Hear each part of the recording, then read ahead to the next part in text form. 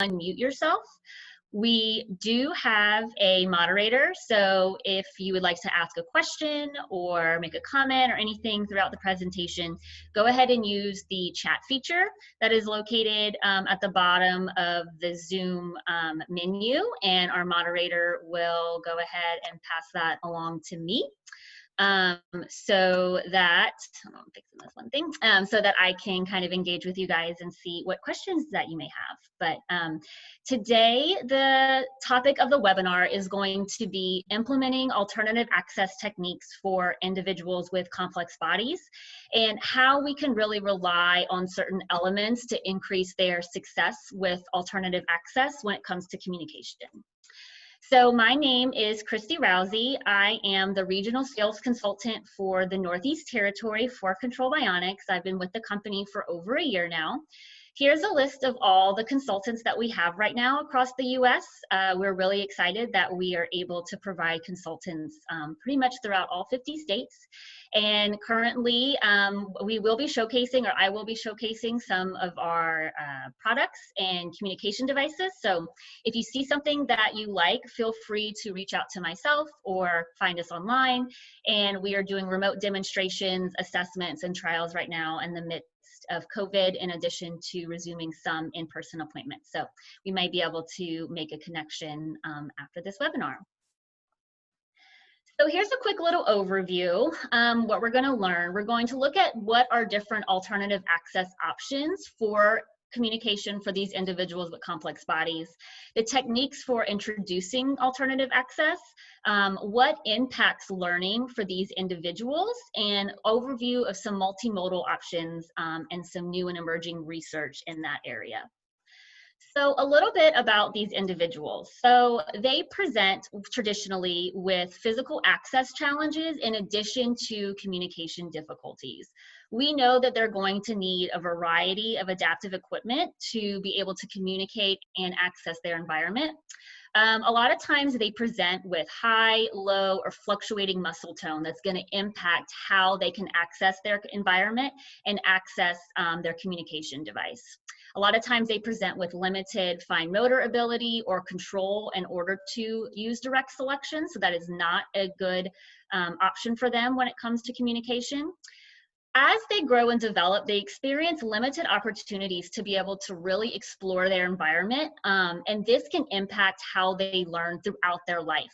So research tells us what through this limited opportunity to really become an active participant in their environment, that we might need to present them with a couple of more opportunities and repetitions for learning new tasks. This term of complex bodies is a lot of times seen in diagnoses such as cerebral palsy, TBI, stroke, ALS, and muscular dystrophy. In this presentation, I'm going to focus a lot more on the pediatric aspect of individuals with complex bodies, so conditions such as cerebral palsy or muscular dystrophy, but a lot of these principles are good for any individual of any age. So we see the impacts that these diagnoses can have. Our goal is to help facilitate communication, but we know that it's not necessarily one-sided. We have to assess their cognition, their physical abilities, what their emotional state is, and we want all of these components to work together in order for them to become successful communicators. So how do these individuals struggle with access specifically? So in addition to presenting with motor challenges, we know that they also present with sensory and processing difficulties. The movement can be difficult to initiate and coordinate. So we're already kind of presenting them with some challenges because in order to access their communication system, we're asking them to move, which in turn, that task alone can be very daunting and difficult to initiate and start. Providing them with alternative access can place physical, cognitive, sensory, and language demands on these individuals. We know that they go through frequent status changes throughout the day, whether it be their positioning, the medication that they're taking, tone fluctuations, which can impact consistent motor movements. And they usually present with different levels of fatigue, and this can be on a physical standpoint and a cognitive standpoint. These are just some of the barriers to communication that a lot of these individuals will face. Like I said, we're going to be focused primarily on that physical access component, but there's so many more components that are involved with their difficulties: cognitive ability, position, their attitudes, learned helplessness, which we'll talk a little bit more about later in the presentation, lack of motivation, and overall fatigue. So here is kind of everything that's involved to help them become a successful communicator. This is not linear. All of these factors are involved in facilitating appropriate physical access, facilitating communication, language, and it's also really hard to kind of separate these difficulties and deficits, so we kind of have to look at them all together. So who is going to be involved in making access decisions for these individuals? Mainly, we want to follow a team approach. So occupational therapy and physical therapy are going to be incredibly important for assessing for their seating and overall positioning abilities.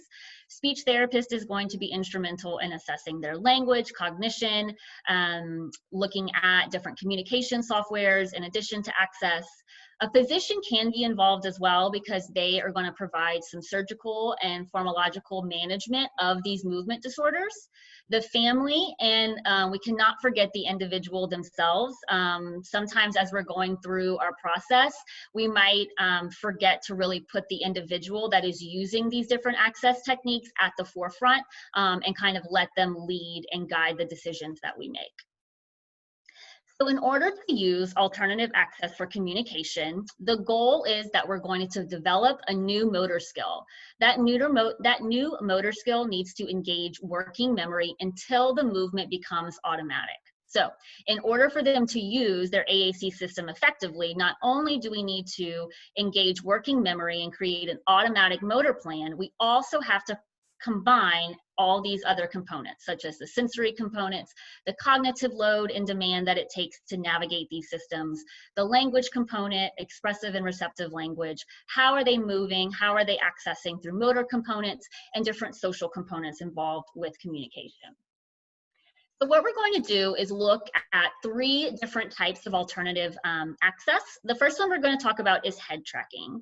So 2 main ways at which these individuals can use head tracking to access their communication system. One is a head mouse, in which a reflective marker is placed on their forehead, glasses, or a hat. It's using infrared technology that takes their head movement, and they're allowed to control the cursor with that movement.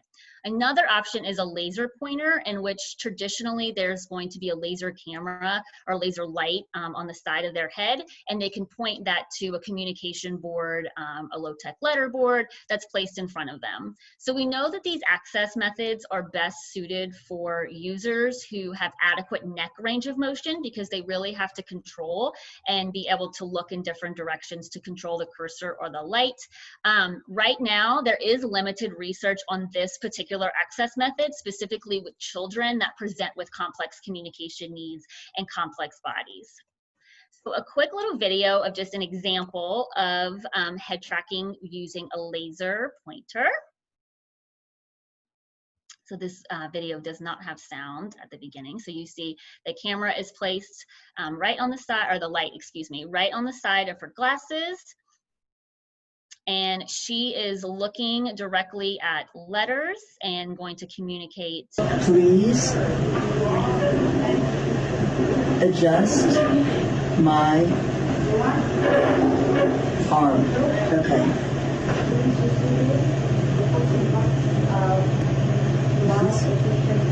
Lay it down. Over this way. Okay. Okay. Great.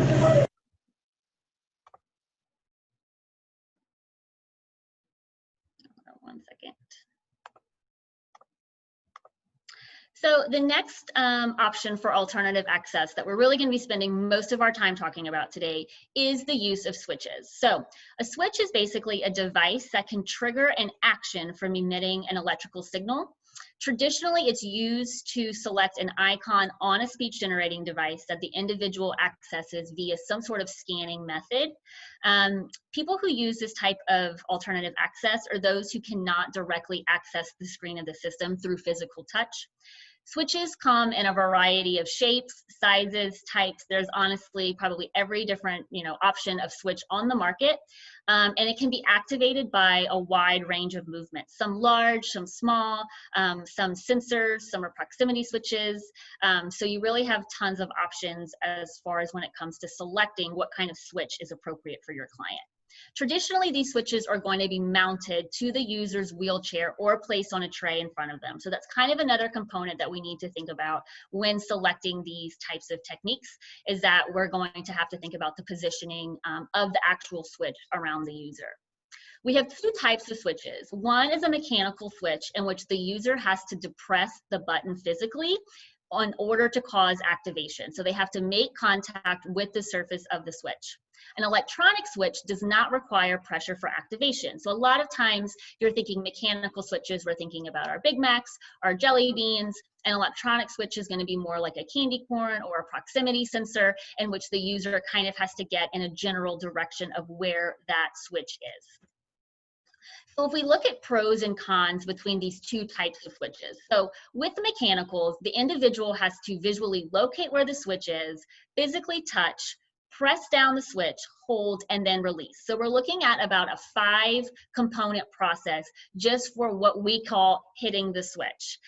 It can require a lot of adrenaline to activate, and graded movement is required for this type of switch activation, which can be difficult for those with complex bodies. So as we discussed earlier, we know that these individuals struggle with initiation of movement, and looking at the fact that it causes lots of adrenaline in order to activate. It's a 5-step process. It can encourage and cause some fatigue with these individuals. They may struggle to release the switch once they've made contact. So they're able to make contact, but then struggle to physically pick up their hand to take the pressure off. These switches can provide auditory and tactile feedback, which is really good when we're initiating cause and effect, figuring out a motor plan, and kind of introducing them to switch access. An electronic switch, on the other hand, it takes 0 force to activate, traditionally requires less movement to activate. As soon as the individual gets that preferred body part in a general location, that is what's going to trigger activation versus physically pressing it. But the problem sometimes we see with electronic switches is that it can be difficult to decipher intentional versus unintentional hits. Common difficulties that we see, honestly, with both types of these switches with these individuals. They may not be able to reliably reach a fixed target in space. So they may start off really good at the beginning, but then by the end of the day have really a lot of difficulty accessing that switch and finding the location. They may fatigue from access. A lot of these individuals, because of the adrenaline that it takes to activate, they do see recurrent or overuse injuries if they have a switch site that they've been using for years at a time. The body may fatigue so that they can locate the switch, but they might not be able to physically activate it via force towards the end of the day. And these successes with switches can be impacted by multiple caregivers coming in and out of the environment, their need to change positions. If they need to transition from the wheelchair to the bed, we would have to move the switch along with them. So when we're looking at introducing a switch access, we want this user to initiate a new motor plan. So let's take a look at the motor cognitive learning principles for how we can influence success with that area. So intent drives movement. We want these users to feel like an active participant when we are introducing the switch site for them, when we're figuring out what movement do we want to be our switch. We want to help facilitate intrinsic motivation so that they feel the need to want and explore their environment. Providing them opportunities for learning is going to automatically increase their chance with motor success because they are going to be able to drive the intention and be motivated to activate and learn in the activity. We want them to actively learn how they can move their bodies and how moving their bodies immediately affects the environment around them. Providing them with hundreds and thousands of repetitions in order that they can initiate and utilize this working memory and transition it into a more automatic task by changing the task through small modifications. And we want to make sure we provide clear and appropriate feedback so they can pick up on what the activity is.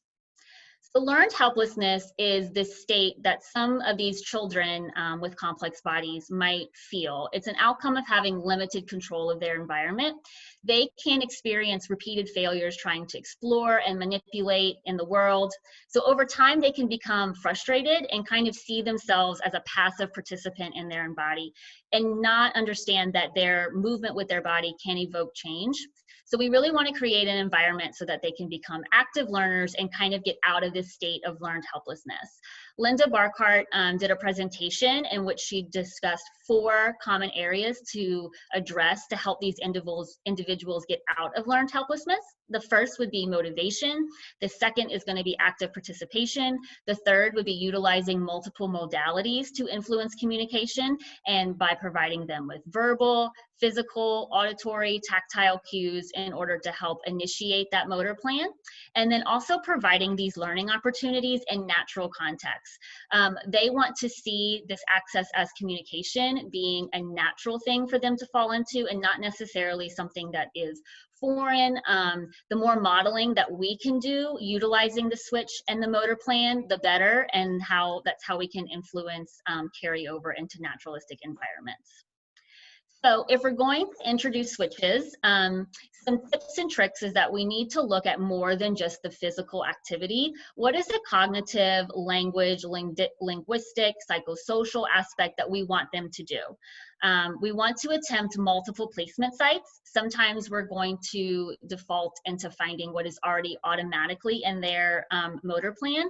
But when we're first introducing switches, maybe presenting them with a motor plan that might be more novel or unique to them in order to initiate the working memory, and trialing it out with different areas of the body could be the best place to go. We know that initiating motor learning, we need to engage their problem-solving abilities, cognitive involvement, and providing them multiple repetitions. Taking a hands-off approach is really important, and it's probably something that I can learn from this as well. We don't want to always provide hand over hand because we want them to actively initiate that motor plan so that they do not rely on the physical prompt. Provide immediate feedback with short effects. So when introducing switches, once they make that initial activation, sometimes having a short effect versus a really long 1 minute, 2 minute song can help initiate and create that cause and effect connection. Another thing we want to pay attention to is their positioning. Karen Kangas said there's an article that's linked at the bottom of this presentation in which she talks about seating for task performance. So she described that you want the users to have pelvic stability with active pelvic weight bearing. We want them to be actively engaged with the pelvis versus passively restricted. So if you have any questions about that, consulting with a PT or an OT when introducing these switches is a great place to start. So when looking at how individuals learn, we know that developing new motor patterns takes cognitive awareness and utilizes the working memory. So skills required for AAC, we know, are more than just a motor movement. We have to engage linguistic, sensory components, operational components, and putting all of those together at once may be too challenging. So research shows that if you concentrate on a new skill paired with something that is already automatic in their environment, it can actually reduce the burden from working memory and it can increase the chance for success and carryover into natural environment. So an example would be if we wanted to initiate a new motor movement with a switch access, providing something that's very motivating for them to do outside of a language context could be an example. On the flip side, providing the user with non-electronic communication, so a paper-based communication system, and utilizing partner-assisted scanning before introducing a switch access could be a good place to start. So we're not targeting both things at the same time. So here's some options for prompting and feedback with these individuals. We don't really want them to become dependent on prompts. We really want to model the activity versus providing instructions. So like I had said earlier, physically modeling, activating the switch or the movement that they want in order to initiate the switch versus just telling them verbally. Providing clear and concise feedback versus really long and complex instructions. Take a hands-off approach, so not always providing hand-over-hand prompts and kind of letting them explore their environment on their own. And then finally, pause and then pause again. Waiting time is super important. a lot of these individuals, in addition to motor challenges, present with processing deficits as well, and we really want to give them enough time to take on the new learning task that we presented with them and respond appropriately. So the SETT framework was created by Joy Zabala. It's also at the end of this presentation in the resources. And what it is, it's just questions that are kind of used to guide the discussion on how you select appropriate tools for students with disabilities. So sometimes we focus on the tools aspect first, but how her approach works is that you answer a framework of questions that kind of help guide you onto what is the most appropriate tool for access for this individual. So really, what do we want the student to do? What are their interests, abilities, and what are our overall concerns with this student? What supports do they have, the student and the staff and the family? What materials and equipment are going to be needed? What are their access issues, overall attitudes and expectations? And this is important for the family, the student, and the staff. Working with them. So the task is going to be what specific tasks occurs in the child's environment that can enable and influence progress that we want to capitalize on, and what specific tasks are needed for active involvement in the environment. Once we go through kind of the framework of questions, we can really narrow it down and brainstorm and select appropriate tools for them, organize trials, and collect data to see how it can all work together. So I think this is really important too. We talk a lot about fatigue, and especially with individuals with complex bodies, I think we automatically think physical fatigue. But as I mentioned earlier, it's really hard to separate the components that are involved with accessing their communication system. So we could see symptoms and things that present as a physical fatigue, but it really could also be a cognitive fatigue or vice versa. They may not have a quick reaction time. You might feel like they're lowering on the endurance, but it could just also be a processing deficit. It could be cognitive fatigue from initiation with the communication device. So I think it's important to kind of look at fatigue from both sides of the spectrum. The steps to success with introducing switches for communication. So the first thing is we really want to let the client lead. What is the activity that we're trying to target with the switch, not necessarily making the switch the activity. That's a direct quote from Karen Kangas. Like I said, one of her webinars is linked at the bottom of this PowerPoint as well, and she has some awesome recommendations for kind of introducing switches. We want to really create a feeling of confidence with these individuals once they're starting to learn these new motor plans, and then repetition, repetition, repetition. So thousands upon thousands of repetitions with slight modifications to really increase success and carryover. So I love this video. Some of you guys may have seen it. Stella is a dog who uses these single buttons with one word traditionally programmed on them to communicate. Her mother is a speech language pathologist, and in this video specifically, she combines words to request to go outside. And the mom of Stella does an amazing job utilizing all of these techniques and specifically utilizing wait time to give Stella the opportunity to really communicate what she wants to say. Outside.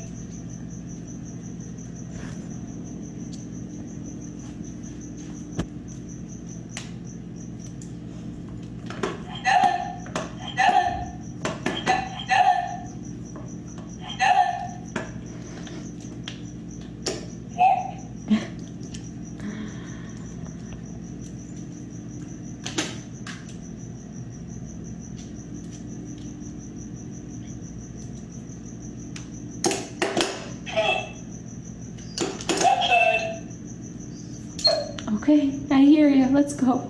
And I think if we look at all the other ways that Stella is communicating, going to the door, scratching at it, I just love all of these videos. So her Instagram handle is Hunger for Words. If you'd ever want to see a little bit more of this video, I think was posted over a year ago. So she has a lot more options and choices now and combines words to create short phrases. So how we access or utilize switches, the individual traditionally uses either single switch scanning or two switch scanning. So single switch scanning, we know, can place physical, cognitive, sensory, and perceptual demands because a bar is going to appear across the screen, and once it highlights the appropriate option, the user then activates the switch to make the selection. So how it places cognitive and physical load on these individuals is that they have to be aware of the timing of movements. They have to have enough attention and concentration to understand how it's scanning, where it's scanning, and kind of anticipate what's coming next.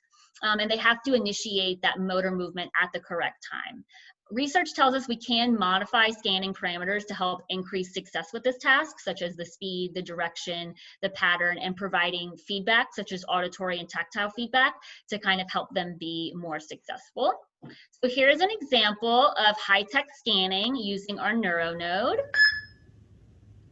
There's a single bar that comes across the screen, and then when it highlights the row that she wants, she'll make the selection, and then it'll start highlighting individual letters.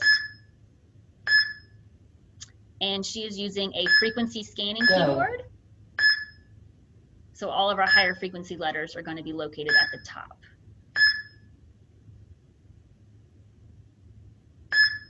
Out.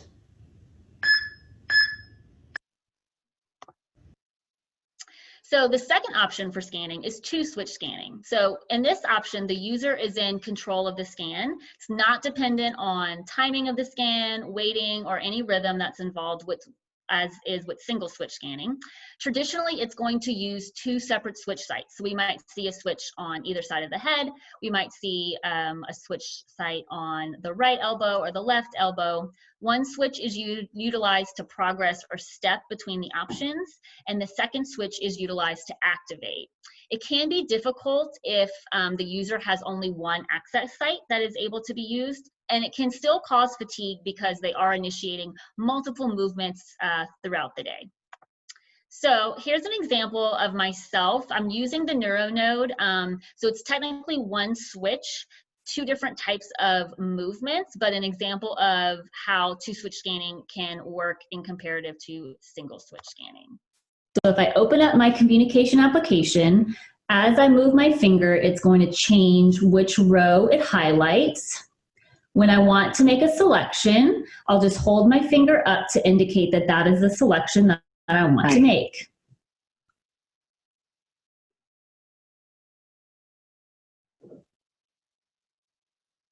So I'm moving a quick movement to progress and then holding to select. So this same thing can be seen, but using two different types of switches, two different sites.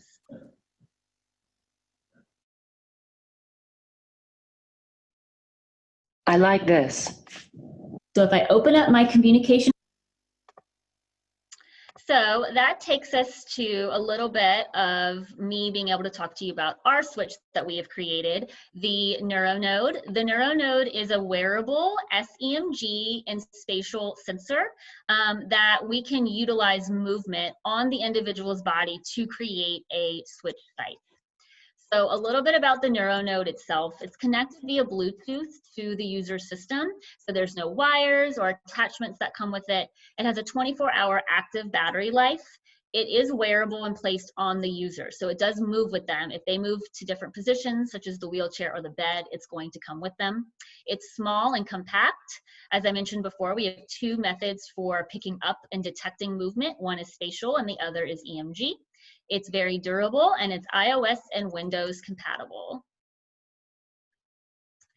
So if we look at the NeuroNode for complex bodies, we see with traditional switch difficulties, it can be difficult for individuals to reach that fixed target in space. But with the NeuroNode, we're actually reading their own movement. So let's say we wanted to utilize an arm extension as a switch site or a motor plan. Traditional switches, you might have had the switch placed right on top of the user, and they have to reliably move their arm into that same location each time. With the NeuroNode, as long as we're picking up that movement, that arm movement forward or upwards, I should say, it doesn't really matter where that arm location is, it can still register as a switch. Traditional switches, you have to maintain the same level of force. The amount of movement that is needed is completely customized to the user. If they have more movement at the beginning of the day versus at the end of the day, we can adjust those parameters that they're still able to access their system and customize the level of movement needed. If they need to change positions, like I mentioned before, it's completely wearable, so it's just going to go with them. We don't require pressure for activation, so you're not going to see as many recurrent overuse injuries as maybe you would with traditional mechanical switches, because we can customize the level of movement that is needed. And as far as the level of the fatigue, I kind of like this example in the sense that if the user, sometimes with traditional switches, we're kind of catching the end of that motor plan. If they need to engage their shoulder and their arm to hit the switch with their hand, we can place the NeuroNode right on the top of the shoulder and pick up as they go to initiate the shoulder movement and the arm movement. So catching it at the beginning versus catching it at the end to hopefully eliminate some of the fatigue that we see with that. So a little bit about EMG switching. So EMG is electromyography, just the measurement of electrical activity associated with the activation of a muscle group. It's detected by non-invasive electrode on the skin, and the EMG signal of the user is displayed as a graph on the controller application. So like I mentioned before, you can modify certain threshold parameters based upon the user's fatigue level. So at the heart of the NeuroNode is our controller application, and I think this is another thing that really sets us apart from other switching techniques, is that we have two different thresholds that the user can adjust in order to create a switch. So we have our signal on, so that's the level of activity that their EMG signal must cross to be counted as a switch. And then the second line is the level of activity that the EMG signal has to be returned to, or think point of rest, in order to allow a second switch. So kind of having the second line really gives the user a sophisticated method for filtering out unintentional movements, maybe from high tone or fasciculations that might be counted as a switch on other systems. So here's an example of using EMG switching. This video has no sound. I am using finger flexion on the predictable communication application on the iOS. And it is reading every time I flex my finger, and it's registering as a selection. And I'm using single switch scanning here as an example. So the level of movement here can be completely customized. So if your client has even less finger flexion, we can detect those small changes in order to create a switch site with that movement. Another cool thing about EMG that I've seen personally is sometimes the user can initiate movements that are naked to the visible eye. They might tell you or communicate that they are intentionally contracting the muscle or moving the muscle, but we're not really seeing anything. And we can still detect changes on our graph and use that to create a switch site for. So here's an example of kind of what it looks like in our controller application. The blue line is the EMG signal. We have our green line at the top and the yellow line at the bottom. So in order for the user to make a switch or selection, that EMG signal has to cross the green line, and then in order to make a second selection, it has to get right underneath that yellow line. So this is an example of a nice clean peak that's going to give us a really good consistent switch.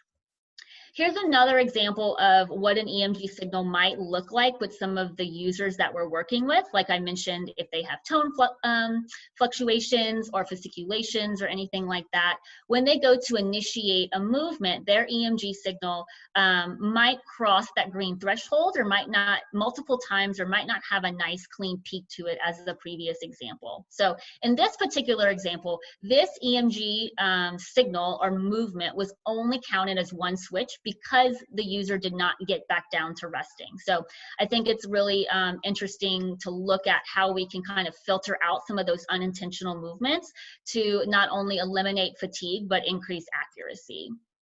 The second option that we have and how we can customize threshold levels is our dynamic scaling. So what this does is it automatically adjusts the threshold values to the user's actual EMG signal. So instead of having a consistent level or threshold that they must reach throughout the day, the dynamic scaling mode will automatically adjust these threshold values based upon the user. So if it detects that the EMG signal isn't getting as high, or they aren't able to reach and move as much as they were previously, it'll automatically lower those threshold values. So in this example here, you can see the thresholds are not a solid line. They're slowly coming down. And right at the very end of the picture, there's a slight little uptick because my EMG signal was really strong and high. So it's gradually going to increase those threshold values to account for that change. The second option that we have is our spatial switching. Spatial switching is really exciting in the sense that it just detects a movement versus an actual muscle contraction. So a little bit about spatial control. It's placed on the part of the body that registers voluntary movement, and we want to place it at the point of maximal deflection. So the movement is captured by our sensors and processed to create a graph of activity. It's going to look just like the EMG graph. We still have our same threshold values.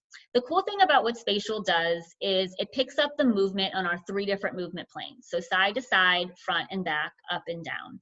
What we can do with our spatial control is we can really hone in on that one plane of movement that we would like to target for our user while turning off the reading of the other 2 planes. So it's much more sensitive when the movement is conducted in that targeted plane and not as much if they happen to move in a different plane. So for example, if we have a user who maybe has tremors that we did not want to pick up, but they are able to move in a movement plane that is opposite of where the tremor is occurring, we can adjust the controller application to essentially filter out the tremors and pick up the targeted intended movement outside of the tremors.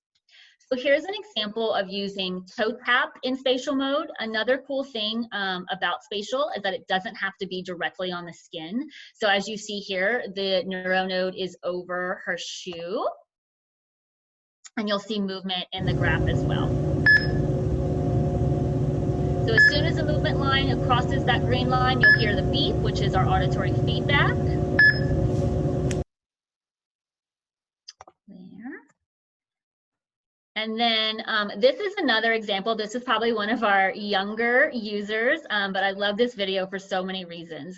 She's using spatial on her arm. She's pulling her arm back to activate as her switch activation. And she's really just kind of in the exploratory phase. She's figuring out her environment, realizing that there's something on her arm and that she is controlling what is happening on the computer.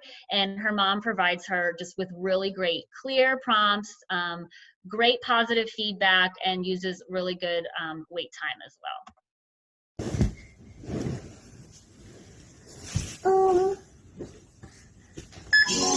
Clever girl!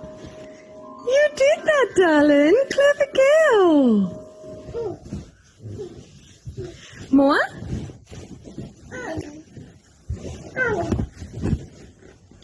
Pull your arm back. Look.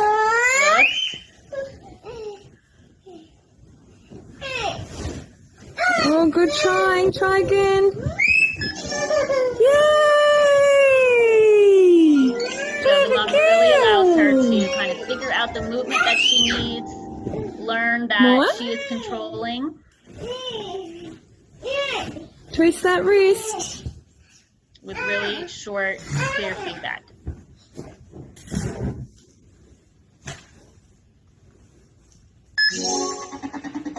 Whoa.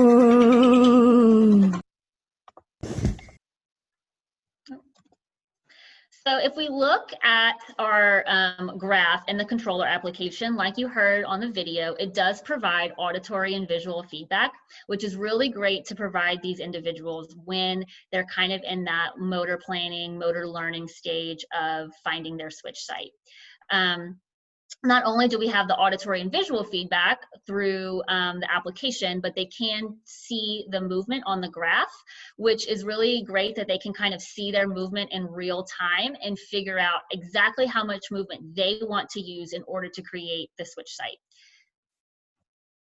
So if we compare EMG and spatial, EMG is going to be a really good option for those who present with really minimal movement. So if we think progressive muscle condition, like individuals diagnosed with ALS or SMA, and maybe we don't have a lot of options to choose from, we can detect small movement such as an eyebrow raise or smiling as an activation site. EMG is really good if our users fatigue easily because we can pick up on really small muscle contractions. If they only have basal movement or they have a consistent activation of a single muscle. Spatial is going to be beneficial for those individuals who maybe have variable EMG signal because of high tone. As I mentioned earlier, it can go over clothes, over shoes, so it can be good for those who have tactile defensiveness and maybe don't want something on them. If they have fasciculations or tremors, and then good head control as well. We've been doing a lot of testing with spatial on the head to mimic using a head switch, and been seeing a lot of success with that because we can pick up much smaller movements utilizing the head than comparative to traditional head switches. So that was all about switches, but another alternative access technique that a lot of us know a lot about and we use is Eyegaze. We've probably seen the most updates to Eyegaze technology over the past 10 years and maybe any other alternative access on the market. So Eyegaze uses an infrared light source that reflects off the cornea to track eye movements. Traditionally, the user dwells, blinks, or activates their icons with a switch, but more than often we'll see that dwell or blink kind of be default. So we know that utilizing dwell requires precise motor control, and we want the individuals to be able to have a stable head position to have the most success. They also need to have control over their eye movement. So Eyegaze success can be impacted by so many factors, such as fatigue, the medication that they take throughout the day, their positioning, if they have droopy lids, and even certain lighting conditions, such as being outside or having a lot of natural light in their room. So here's an example of using high-tech Eyegaze. So she's activating with our EMG switch, but you can see as she looks in different directions, it highlights kind of the icons that she is looking at. My leg.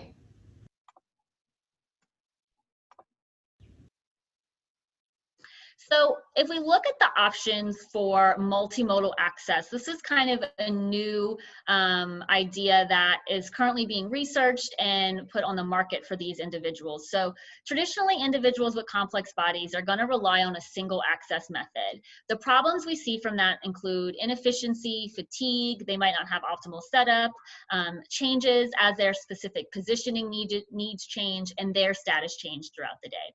Multimodal in this sense just means providing them with more than one physical access method, and it really provides them flexibility of access based upon their current condition. So in a research article, Susan Fager suggested that giving users an additional access method may allow them to have more success with certain access techniques for which maybe they were not ideal candidates for. So for example, if you have a user who struggles with Eyegaze, has a really hard time dwelling and consistently holding the dwell for different reasons, providing them with a switch to activate may actually increase success versus just utilizing Eyegaze solely. Some benefits of utilizing multimodal access. Eyegaze alone, as we mentioned, can be really challenging because of dry eyes, fatigue, and their positioning. Scanning can be viewed as slow, also fatiguing. We see those overuse injuries. And there's a lot of other components that are kind of involved with learning the timing of the scan. So if we can kind of combine Eyegaze and scanning, we see you take kind of the best of both worlds to allow for faster speed and increased accuracy with less fatigue. Certain switching techniques can detect small movements, so we can really hone in on what that individual's access needs are in order so that they can be much more efficient with communication. So we do have a multimodal system. It's called the NeuroNode Trilogy, and it combines 3 different access methods in one device. And we found that with our users who utilize this system, they see faster speed, reduced fatigue than traditional access options alone. So your options for access can be traditional eye control. You can utilize switch scanning with the NeuroNode is going to be your activation. Or we have a trilogy combination which combines Eyegaze plus NeuroNode for activation. So here's an example of using the Eyegaze with the NeuroNode in EMG. Maddie has electrodes on her cheek, so it's registering as she smiles to activate. Hi. How are you doing? What have you been up to? Good to see you.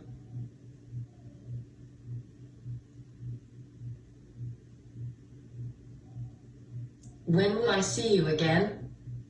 So unlike traditional Goodbye. dwell, where the user has to hold their gaze on the icon, it is activated by her smiling to indicate that's the selection that she wants to make.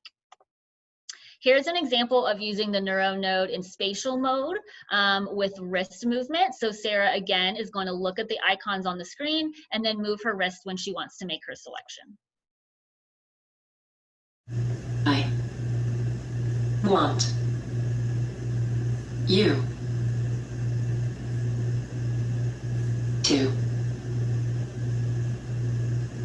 look at this. I want you to look at this. So some of the benefits that we kind of hear from some of our users is that, especially our adult users, that they find they're a little bit more accurate because they can kind of control where their eyes are looking and control how the system activates versus traditional dwell, where maybe they're looking and kind of getting their bearings on the screen and letters are activating because their eyes are accidentally dwelling over different icons. Same thing if you're kind of trying to learn fixed targets to become more accurate with Eyegaze, you can have a lot of accidental activations, whereas this kind of takes it away, and then we do see increased speed as well than when compared with traditional dwell time. So this is a really interesting research study. It was a poster presentation at ASHA, and I have it linked at the bottom, but I also have the results. So what they did was they kind of looked at a new multimodal access technique. So it is different than what you get in the Trilogy system.